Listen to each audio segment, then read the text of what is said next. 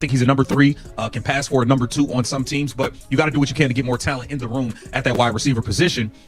Let's take a listen to what my man Earl the Pearl had to say about the guys that they are bringing in potentially to draft to replace Jerry Jeudy or to add to the room.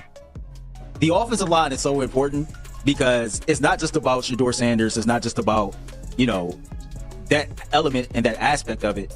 But the Cleveland Browns have 7 wide receivers. Out of 30 pre-draft visits, 7 players at one single position walked through the doors in Berea. Let that sink in for a moment. The Cleveland Browns aren't exploring options. They aren't doing their due diligence. They're sending a message so loud that every receiver currently on the roster should be checking real estate listings in other cities right now. Andrew Berry just told the entire NFL exactly what he thinks about his receiving core. And if you're Jerry Jeudy, the guy they traded for, the guy they paid over $50 million to catch footballs in Cleveland, you should be very concerned. Because general managers don't invite 7 college receivers for private workouts unless they're planning to replace someone. Actually, they're planning to replace multiple someones. This isn't roster building. This is roster demolition. And what happens next could either save the Browns franchise or send them spiraling into another decade of mediocrity. The decisions Andrew Berry makes over the next few weeks will determine whether Deshaun Watson has weapons to throw to or whether Cleveland wastes another year of their championship window. Jeremy Bernard is now the latest wide receiver to be brought into the Berea complex, according to Cleveland.com. Okay, here it says Bernard's visit follows those of Arizona State's Jordan Tyson, Ohio State's Carnell Tate, USC's Mekhi Lemon, Indiana's Omar Cooper Jr., Louisville's Chris Bell, and Washington's Denzel Boston. The only 9 wideouts who have visited the Browns so far are quarterback Ty Simpson from Alabama, offensive tackle Markel Bell from Miami, and edge rusher R. Mason Thomas from Oklahoma, and safety Emmanuel McNeil. Everything is on the line. And it all starts with those 7 visits. When NFL teams conduct pre-draft visits, they typically spread their attention across multiple positions. Maybe you bring in a few quarterbacks if you're uncertain about your starter. Perhaps some edge rushers if your pass rush struggled. A couple offensive linemen, a safety, maybe a cornerback. You balance your board because you never know how the draft will unfold and you want to be prepared for any scenario. The Cleveland Browns threw that entire philosophy out the window. Out of their 30 top pre-draft visits, 7 went to wide receivers. That's not balance. That's not preparation for multiple scenarios. That's a full-scale admission that something is fundamentally broken with your receiving core and you're willing to use significant draft capital to fix it. Think about what this means mathematically. Nearly a quarter of their entire pre-draft visit allotment went to one position. They brought in more receivers than they did players at all other positions combined. That's not exploring options. That's not being thorough. That's a 5-alarm fire at the receiver position, and Andrew Berry is scrambling to find water. The names tell the story. Alabama's Jermaine Burton walked through those doors. Arizona State's Jordan Tyson followed. Then came Ohio State's Carnell Tate, a name that carries significant weight given the Browns' proximity to Columbus. USC's Jacoby Lane made the trip. Indiana's Omar Cooper Jr. showed what he could do. Louisville's Chris Bell demonstrated his route running. Cleveland Browns are now at 7 wide receivers among their top 30 pre-draft visits. So out of the 30 players they're bringing in, 7 of them are at one position, wide receiver. The Cleveland Browns are going to take a wide receiver early. They're going to take one in the middle rounds, and they might even still make a trade for another one, okay? They are going to make moves. And Washington's Denzel Boston capped off the receiver parade with perhaps the most intriguing skill set of the bunch. 7 receivers. 7 potential replacements for the guys currently wearing Cleveland uniforms. 7 college kids who probably left Berea thinking they have a legitimate shot at becoming the next featured weapon in this offense. And they're probably right. Now compare that to the other positions. The Browns brought in exactly 1 quarterback, Ty Simpson from Alabama. 1 offensive tackle, Markeith Brown from Miami. 1 edge rusher, R. Mason Thomas from Oklahoma. 1 safety, Emmanuel McNeil Warren from Toledo. 4 players across 4 different positions. 4 players who are clearly secondary priorities compared to the receiver overhaul. This disparity tells you everything you need to know about Andrew Berry's evaluation of his current roster. He believes the offensive line situation is manageable. He thinks the defensive pieces are largely in place. He's confident that quarterback, for better or worse, is settled with Deshaun Watson. But receivers? Receivers need to be blown up and rebuilt from scratch. And here's where this gets really interesting. The Browns don't pick late in this draft. They're selecting 6th overall, which means they have the ammunition to grab a top-tier receiver prospect if they choose.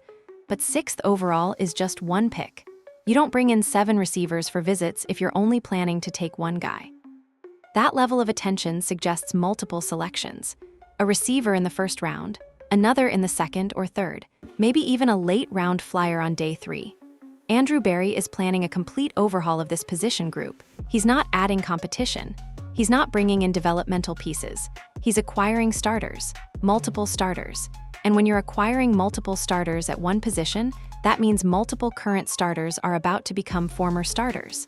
That's just math. The message to the current receiving room couldn't be clearer. What you did last year wasn't good enough. The production wasn't there. The consistency wasn't there. The ability to win when games mattered most wasn't there. And instead of running it back and hoping for improvement, the front office has decided to find your replacements before you even report to training camp. Some people might call this smart roster management. Others might call it ruthless. But nobody can call it subtle. Andrew Berry made a statement with these visits.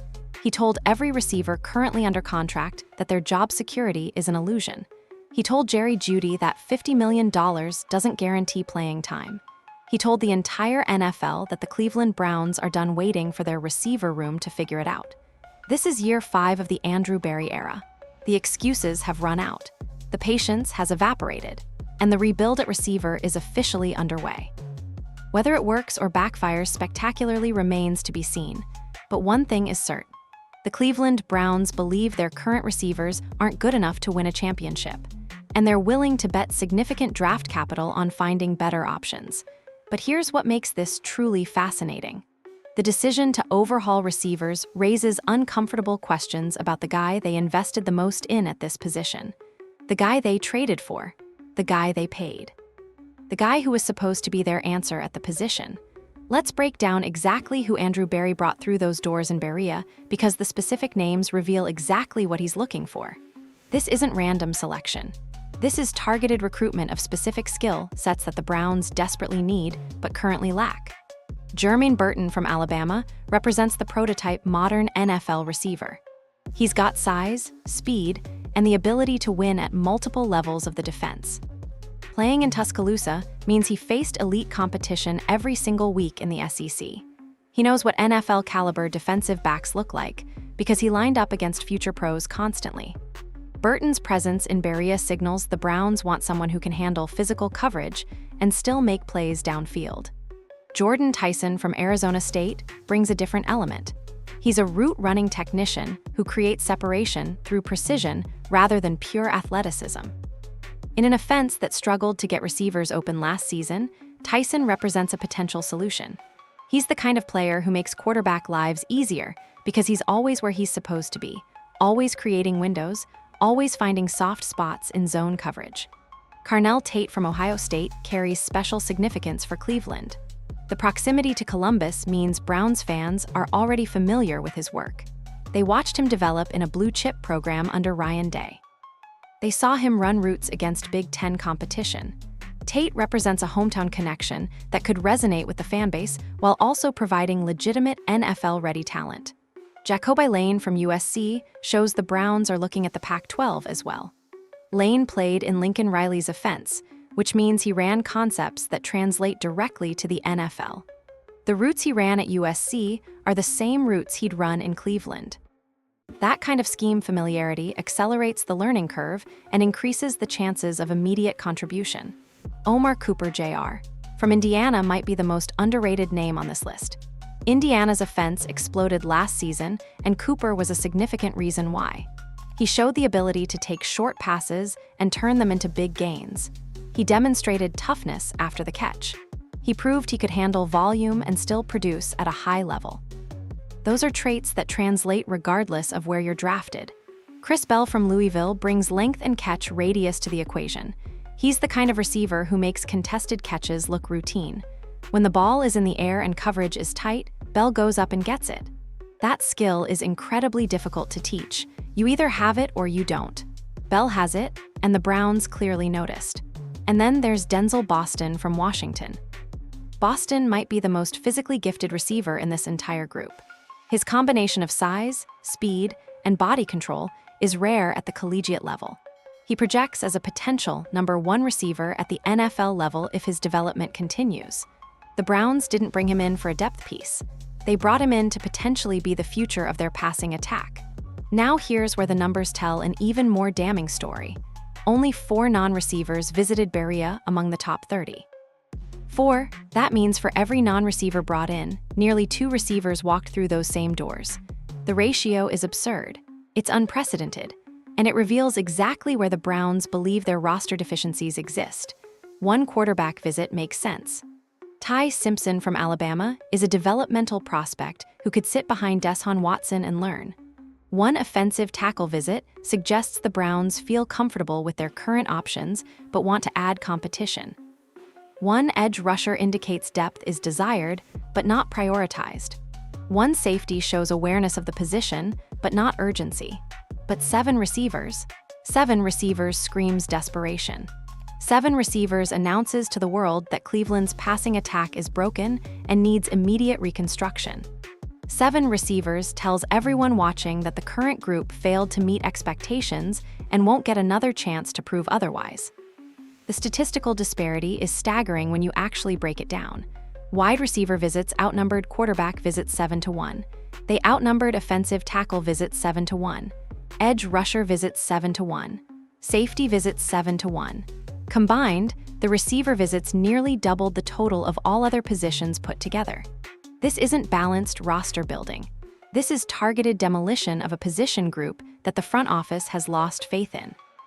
Andrew Berry looked at his receiving core, evaluated what they provided last season, and decided it wasn't nearly enough. Then he proceeded to invite 7 potential replacements for interviews and workouts.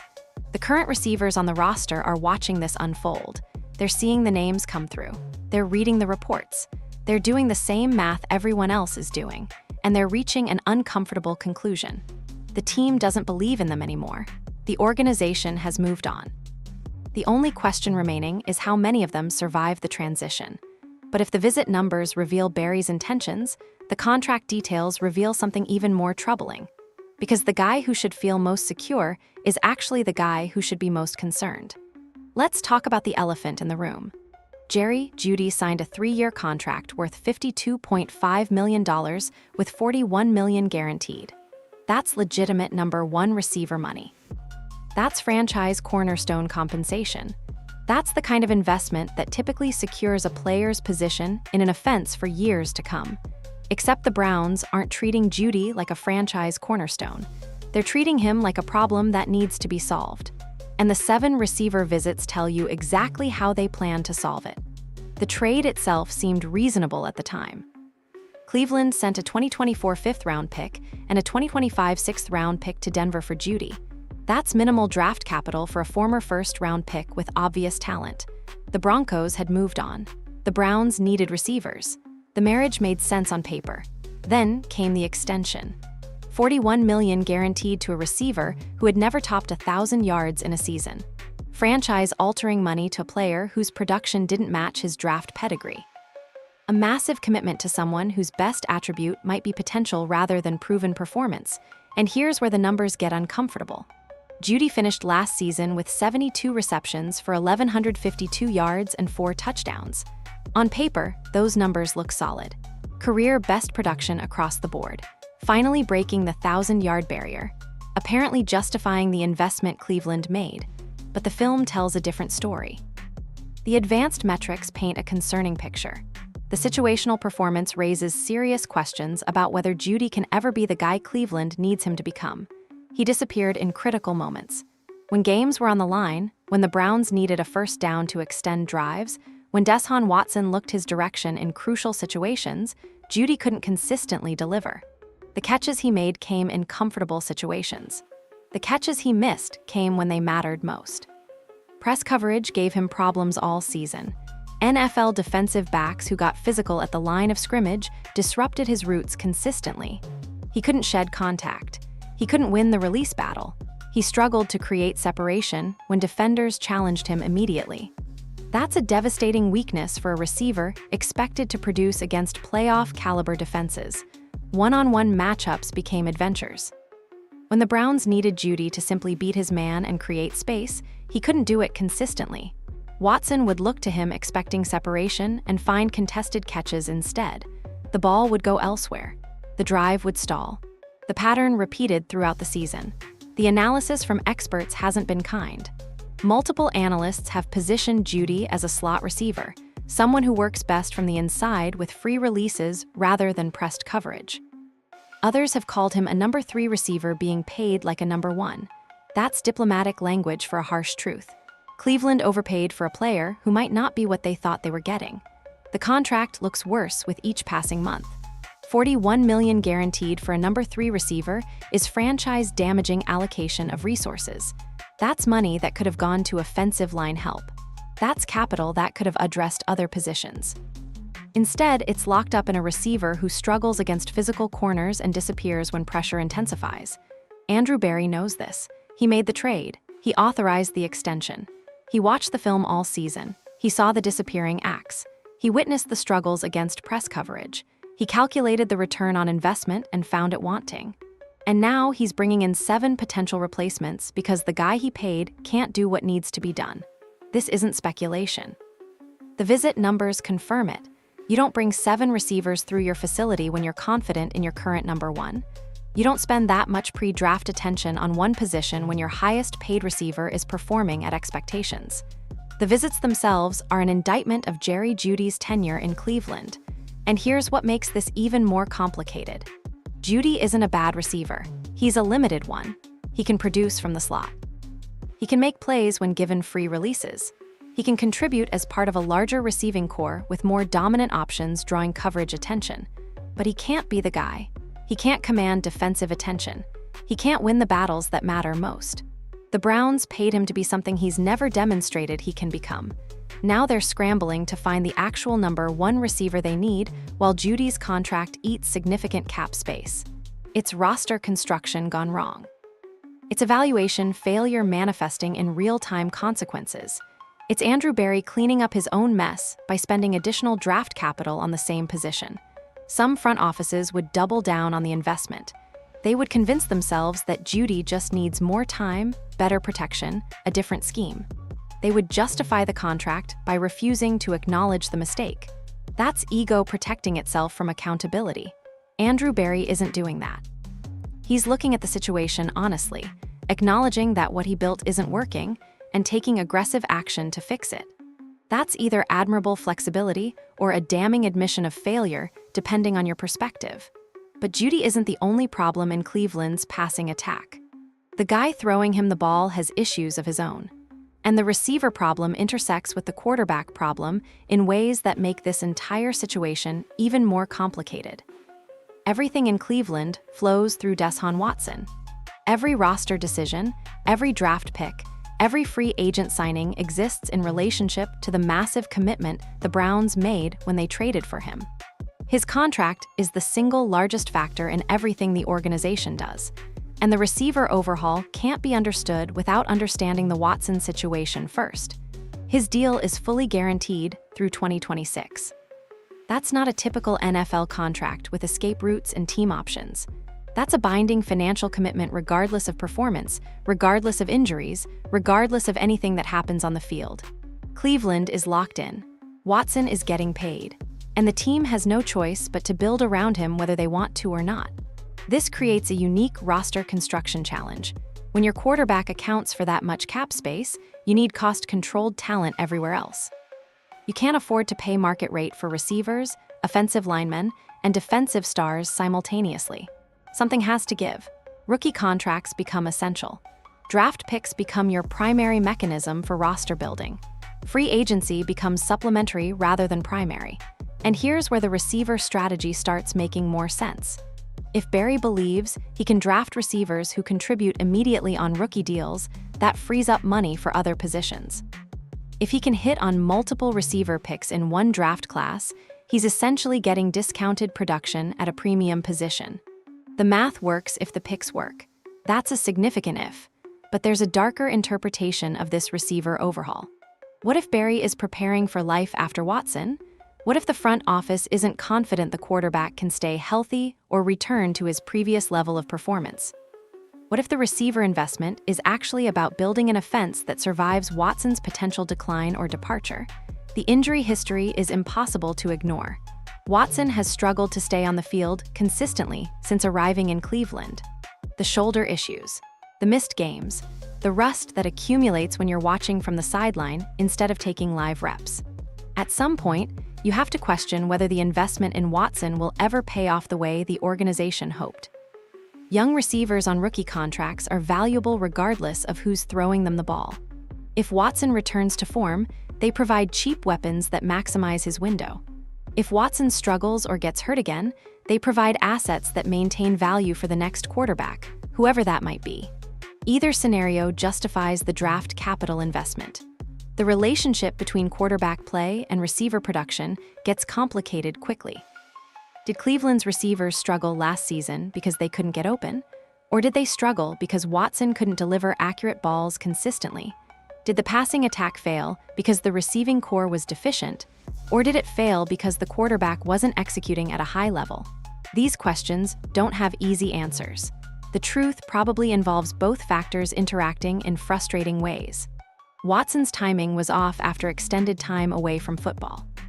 His anticipation wasn't what it needed to be. His accuracy fluctuated throughout the season. But the receivers also couldn't separate. They also dropped catchable balls. They also ran imprecise routes. The chicken or egg nature of this problem makes evaluation difficult. Barry watched the film and apparently concluded that receivers deserve more blame than the quarterback. Or perhaps he concluded that receivers are easier to fix than quarterbacks and decided to address the more solvable problem first. Either interpretation leads to the same outcome. 7 receiver visits and a clear signal that changes are coming. What happens if Barry is wrong? What if new receivers arrive and face the same issues because the real problem is Watson's diminished accuracy or the offensive scheme's inability to create separation? What if the Browns invest premium draft picks in receivers who look just as ineffective as the current group because the quarterback can't get them the ball? That's the nightmare scenario. Draft capital spent, rookie receivers struggling, Watson still unable to produce. And now you've used your resources on the wrong problem while the actual issues remain unaddressed. It's a trap that has caught other franchises before. The allure of skill position players blinds teams to more fundamental problems. Barry is betting that receivers are the primary issue. He's wagering that Watson, with better weapons, can return to the level that justified the original trade. He's assuming that the offensive line fixes made in free agency will provide adequate protection. He's hoping everything comes together simultaneously in a way that hasn't happened yet in his tenure. The risk is enormous. Watson's contract provides no flexibility. If this doesn't work, there's no escape. There's no starting over with a different quarterback on a rookie deal. There's no cap space for alternative solutions. Cleveland is committed to Watson for the foreseeable future, whether they like the results or not. Building receivers around a quarterback you're not sure about is dangerous. You might select players who fit Watson's skill set only to discover Watson isn't the long-term answer. You might optimize for a quarterback who won't be there when those receivers reach their prime. You might waste picks trying to save a situation that can't be saved, but doing nothing isn't an option either. The current receiving core failed. That's not opinion, that's evaluation. Barry assessed what he had and found it inadequate. Whether Watson shares blame or not, the receivers clearly need upgrading. The question isn't whether to address the position, it's how aggressively to address it. And 7 visits suggests very aggressively indeed. The Watson equation makes everything more complicated. But it also makes the receiver gamble more understandable. Barry has limited resources. He has locked in quarterback money. He needs to find value somewhere. And right now, he's betting that value exists in this receiver draft class. But the receivers are only half the equation. What happens in the trenches matters just as much. And Barry's approach to offensive line construction raises just as many questions. Andrew Barry made a calculated decision about roster construction that explains everything about those 7 receiver visits. He chose to address offensive line through free agency and receiver through the draft. That's a deliberate strategy with significant implications for how the entire roster comes together. The logic seems reasonable at first glance. Offensive linemen typically take longer to develop than receivers. Rookie tackles struggle with NFL speed and complexity. Veteran linemen provide immediate stability. Meanwhile, receiver has become more plug and play as college offenses increasingly mirror NFL concepts. Young receivers contribute immediately while young linemen struggle. Why not buy experience at one position and draft youth at the other? But here's where the strategy gets risky. The teams with the best offensive lines in football didn't build them through free agency. They built them through the draft. Denver had the highest graded line last season according to advanced metrics. 3 of their 5 starters were homegrown draft picks developed within their system. Indianapolis finished second. Same story. Drafted tackles, developed them, locked them up. Chicago was third with a similar approach. The pattern is undeniable when you look across the league. Buffalo's offensive line features 3 homegrown starters. Philadelphia built their dominant front through draft picks and internal development. San Francisco invested premium picks in linemen repeatedly. Detroit did the same. The teams that protect their quarterbacks best found those protectors in the draft. Why does this matter? Because free agent offensive linemen carry significant risk. They're expensive compared to rookie contracts. They're often past their physical prime. They're learning new schemes with new teammates. The chemistry issues alone can take half a season to resolve. And if they don't work out, you're stuck with dead cap and holes in your line. Barry brought back Jedrick Wills Jr. to address left tackle. He's banking on Wyatt Teller's extension to stabilize guard play. He's hoping veteran additions can fill remaining gaps. And he's putting enormous faith in offensive line coach George Warhop to maximize whatever talent he's given through coaching and scheme. That's a lot of hoping and banking and having faith. It's not the same as investing premium draft capital in the position and developing your own solutions. It's shortcut roster building that works when everything breaks right and collapses when any piece underperforms. The receiver visits reveal Barry's confidence in his offensive line fixes. You don't spend 7 of 30 top visits on receivers if you think you need premium picks for tackles. You don't ignore the trenches in pre-draft preparation unless you believe the trenches are already addressed. Barry's actions say he trusts his free agent additions to protect Watson. His actions say the offensive line is solved. What if he's wrong? What if the veteran linemen can't hold up over a 16-game season? What if the chemistry never develops? What if Warhop's coaching can't overcome talent deficiencies? What if Watson spends another year running for his life because the offensive line that looked adequate in practice falls apart under game pressure? Then those receiver picks become meaningless. It doesn't matter how talented your receivers are if your quarterback gets sacked before roots develop. It doesn't matter how well prospects separate if Watson is throwing from his back. It doesn't matter how much draft capital you invested in weapons if the protection fails and the offense stalls. The best receiving core in NFL history couldn't function without adequate blocking. Even the greatest route runners need time to get open. Even the most talented deep threats need their quarterback upright and comfortable. Pass protection enables passing production. Without the former, the latter becomes impossible regardless of individual talent. Barry is betting he's addressed protection adequately through free agency. He's wagering that bought solutions will perform as well as built ones. He's gambling that offensive line coaching can bridge any talent gaps that exist. And he's using the draft capital he preserved through that approach to overhaul receivers instead. It's creative roster construction. It's also risky roster construction. The margin for error is razor thin. If the offensive line performs at even an average level, the receiver investment makes sense. But if the line struggles, if veterans decline, if chemistry never materializes, the entire strategy collapses. The contrast with how elite teams build rosters is stark. Those teams use premium picks on offensive linemen. They develop tackles and guards over multiple seasons. They create continuity through internal development rather than external acquisition. They accept that offensive line construction takes time and invest accordingly. Cleveland is trying to accelerate that timeline by buying veterans. They're attempting to skip the development process by acquiring finished products. And they're redirecting saved draft capital to receiver where they believe immediate impact is more likely. It might work. Stranger things have happened. Sometimes free agent additions gel immediately. Sometimes veteran presence elevates entire position groups. Sometimes coaching overcomes talent limitations. Barry is betting on all of those outcomes simultaneously, but history suggests caution. Free agent offensive lines typically underperform drafted ones. Veteran combinations often need time to develop chemistry. Coaching can only accomplish so much without adequate talent. The formula Barry is using hasn't historically produced elite protection. If the offensive line fails, the receiver investment becomes waste. If Watson gets destroyed again, behind inadequate blocking, no amount of receiving talent matters. If the trenches crumble, the entire offensive infrastructure collapses regardless of who's running routes. One team learned this lesson the hard way. They invested heavily in receivers, reached a Super Bowl, then watched their quarterback get destroyed because they neglected protection. Their story offers a cautionary tale that Cleveland should study carefully.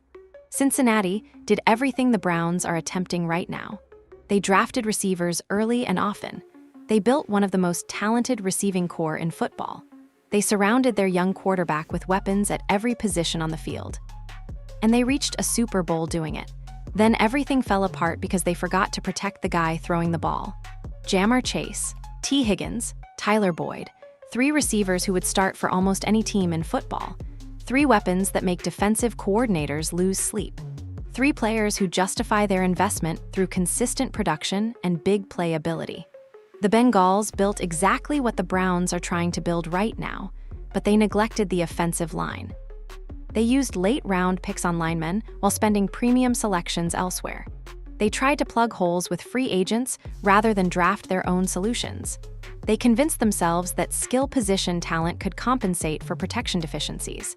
They were wrong. Joe Burrow's injury list reads like a medical encyclopedia. Torn ACL that cost him the end of his rookie season. Strained calf that limited his mobility. Wrist surgery requiring pins and screws that threatened his ability to grip the football. Multiple sacks leading to multiple hits, leading to accumulated damage that compounds over time. This isn't coincidence. This is consequence. When you don't protect your quarterback gets hurt. When you prioritize weapons over blocking, your weapons become irrelevant because the guy throwing them the ball is on injured reserve. When you build your roster backwards, the roster eventually collapses. The Bengals reached a Super Bowl and people celebrated their roster construction, but they lost that Super Bowl, and they haven't been back since. And now Burrow's durability is legitimately questioned, and the franchise is facing uncomfortable decisions about how to proceed. The receiving corps is still elite, the protection still isn't, and the quarterback's body is paying the price. Cleveland is walking the exact same path. Barry is prioritizing receivers while betting on free agent fixes for the offensive line. He's assuming veteran additions will provide adequate protection. He's gambling that coaching can bridge talent gaps. He's hoping everything works out simultaneously. The Bengals made those same assumptions. They made those same gambles. They placed those same hopes. And their quarterback spent more time on his back than in the pocket. And the Super Bowl appearance became a cruel tease rather than a foundation for sustained success. And now, they're trying to figure out how to keep Burrow healthy while still affording the receivers they invested so much in. That's the cautionary tale Cleveland should study. You can have the best receivers in football. You can draft weapons year after year. You can build a passing attack that looks unstoppable on paper. But if your quarterback gets hit on every drop back, none of it matters. If your line can't hold for 3 seconds, even elite route runners can't get open in time. If your protection fails, your entire offensive infrastructure crumbles regardless of how talented the skill positions are. The Browns have Deshaun Watson's injury history to consider. He's not a young quarterback building durability. He's a veteran with accumulated damage who needs protection to survive. Subjecting him to consistent pressure isn't just bad offense. It's reckless asset management. It's risking the single largest investment in franchise history on the hope that free agent linemen perform better than their acquisition cost suggests. Barry watched what happened in Cincinnati. He saw Burrow get destroyed repeatedly. He witnessed the consequences of prioritizing weapons over protection, and he apparently concluded that Cleveland's situation is different, that the offensive line fixes through free agency will work where Cincinnati's didn't. That George Warhop's coaching can accomplish what Cincinnati's staff couldn't. Maybe he's right. Maybe Cleveland's veterans perform better than expected. Maybe the coaching does bridge talent gaps. Maybe the line gels immediately and Watson operates comfortably all season. Maybe the receiver investment pays off because the protection actually works. But the risk is enormous. If the line fails, Watson gets hurt again. If Watson gets hurt again, the receiver picks become meaningless. If the picks become meaningless, Cleveland has wasted another season and more draft capital while the franchise window continues closing. The Bengals provide the blueprint for what happens when skill position investment outpaces offensive line development. You might reach a Super Bowl, you might have moments of genuine excitement, but you won't sustain success. And your quarterback will pay the physical price for your roster construction decisions. Cleveland should learn from Cincinnati's mistakes. They should recognize that protection matters more than weapons. They should acknowledge that bought offensive lines typically underperform drafted ones. They should accept that the path they're choosing carries significant risk. Instead, Barry is doubling down on receivers. 7 visits, multiple potential draft picks at the position, a clear indication that offensive line is considered addressed while receiving core needs complete overhaul. It's bold roster construction. It's also historically inadvisable roster construction. The Bengals reached a Super Bowl doing exactly what Cleveland is doing now. Then their quarterback nearly lost his career to accumulated damage. That's not a success story. That's a warning. And Cleveland either learned from it or they're about to repeat it. But the roster construction questions only represent part of the story. Inside that Cleveland locker room, current receivers are watching everything unfold. And the psychological impact of 7 visits might cause as much damage as any draft pick. Put yourself in Jerry Jeudy's shoes for a moment. You just finished your best statistical season. Career high receptions. Career high yardage. Finally breaking the 1,000-yard barrier that eluded you throughout your time in Denver. You're entering the second year of a $52 million extension. You should feel secure about your position in this offense. Then you watch 7 college receivers parade through your facility for private workouts and interviews. You see the reports naming each prospect. You read the analysis explaining how these players might fit into the offense. You do the math and realize your employer is actively seeking your replacement. That's not a comfortable position for any professional athlete. That's not a vote of confidence. That's a public statement that your best wasn't good enough, and the team is moving on regardless of what your contract says. The psychological warfare of pre-draft visits is often overlooked. Front offices bring in prospects for evaluation purposes, but those visits send messages to current roster players too. When you host 7 receivers for top visits, you're telling everyone currently playing the position that their jobs are in danger. You're creating uncertainty and anxiety before training camp even begins. Some coaches believe that competition makes everyone better. They argue that roster battles bring out maximum effort from incumbents fighting for their positions. They claim that the threat of replacement motivates performance in ways that security never could. That's the optimistic interpretation of what Cleveland is doing. The pessimistic interpretation is that Cleveland has already decided to replace multiple receivers, and the visits are just confirming evaluations that lead to draft selections. The current players aren't competing for jobs. They're auditioning for jobs that have already been given away in principle. They just don't know it yet. Jeudy's situation is particularly complicated. He has guaranteed money that makes cutting him financially painful. He has enough talent to contribute somewhere, just perhaps not as a number 1 receiver. He has a skill set that works in certain offensive contexts but struggles in others. The Browns can't easily escape his contract, but they can certainly draft his replacement and relegate him to a secondary role. How does a player respond to that situation? Some athletes use perceived disrespect as motivation. They channel the frustration into performance and prove doubters wrong. They enter training camp with something to prove and dominate in ways they couldn't before. That's the best-case scenario for Cleveland if they're wrong about Jeudy's limitations. Other athletes shut down mentally when they feel unwanted. They stop giving maximum effort because they believe the outcome is predetermined anyway. They go through the motions while waiting for the inevitable trade or release. They become locker room problems instead of locker room solutions. That's the worst-case scenario that Cleveland might be creating through their aggressive visit strategy. The other receivers on the roster face similar uncertainty. Malachi Corley, Jamry Thrash, the various depth pieces trying to establish themselves. They're all watching the same parade of college talent. They're all doing the same math. They're all reaching similar conclusions about their job security. Some speculation has emerged about Jeudy's locker room presence and whether it's been entirely positive.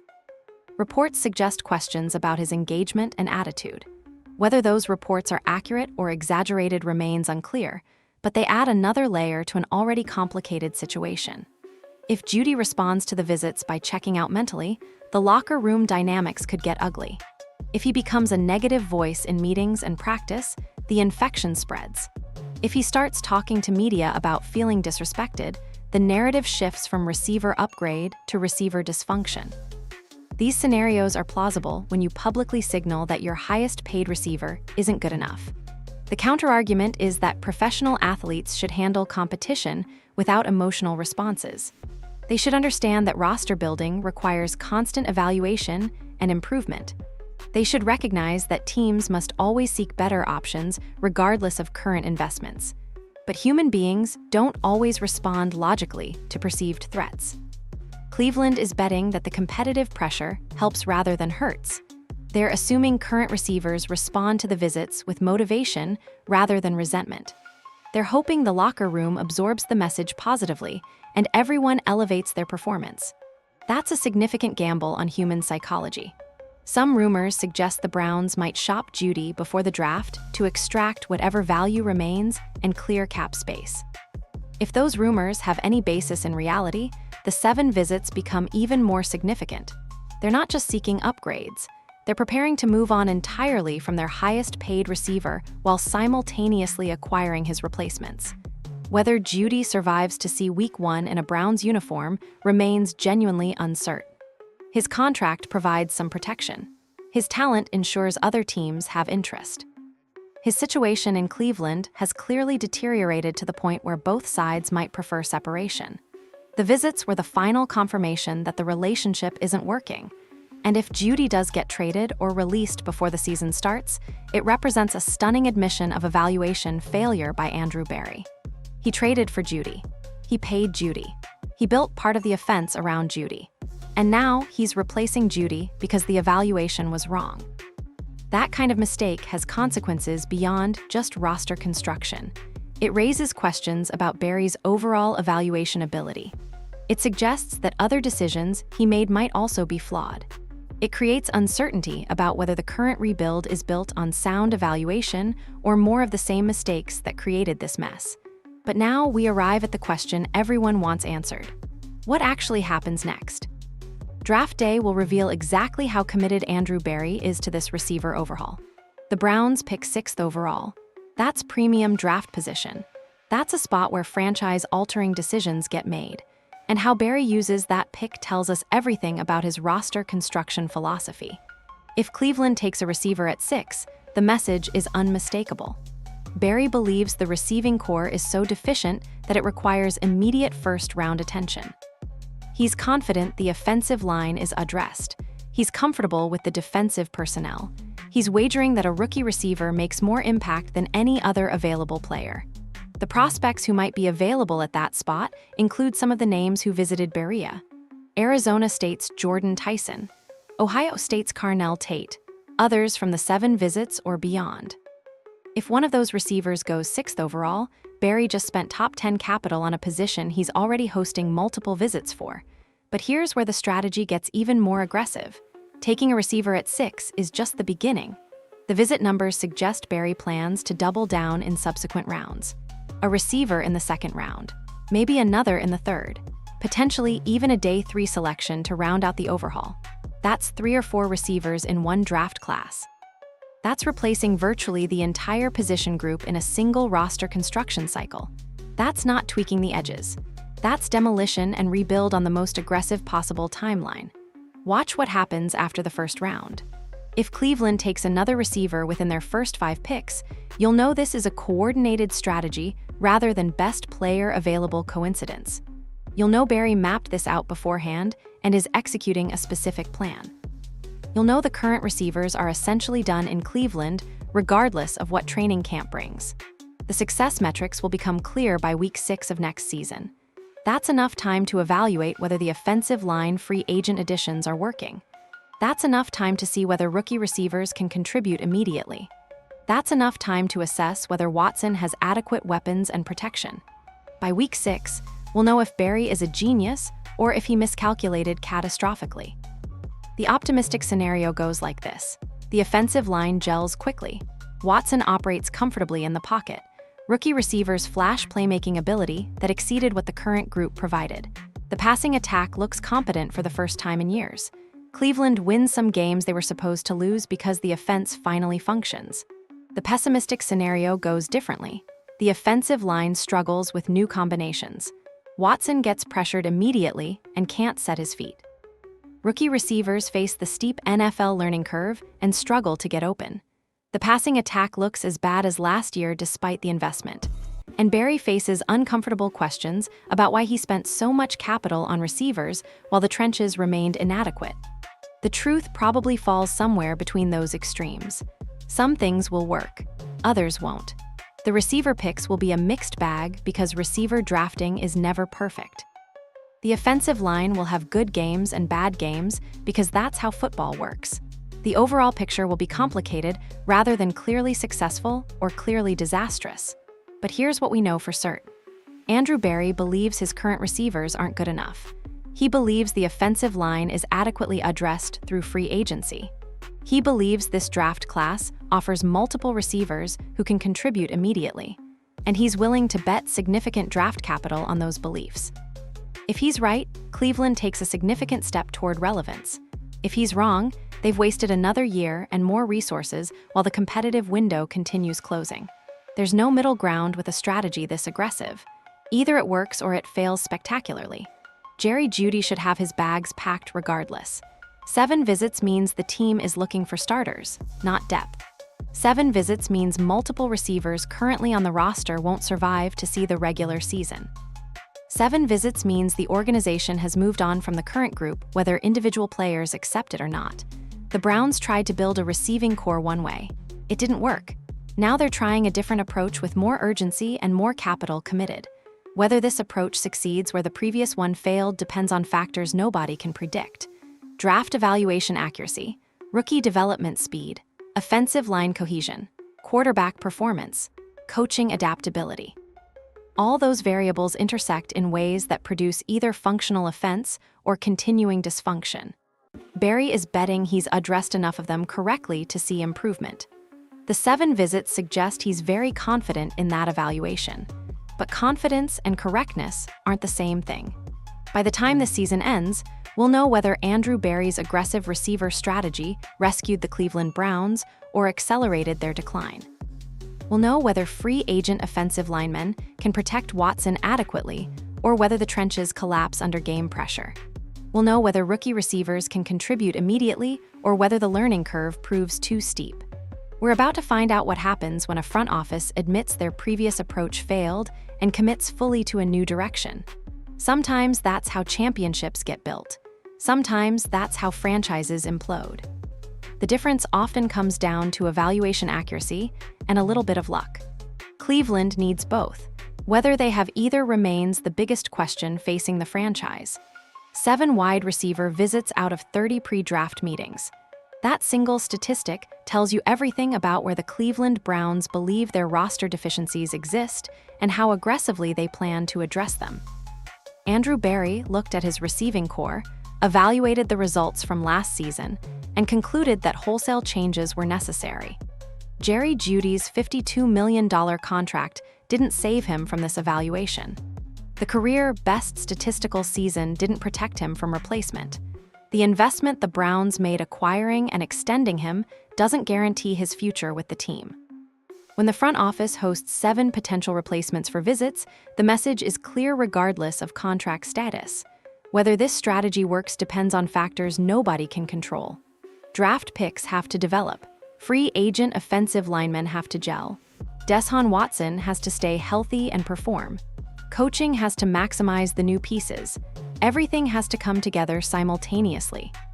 If it works, Andrew Berry looks like a genius who recognized his mistakes and fixed them aggressively. If it fails, he looks like a general manager who wasted draft capital on receivers while ignoring more fundamental problems. There's no middle ground. By week 6, we'll know which outcome is more likely. The franchise's future depends on getting this right.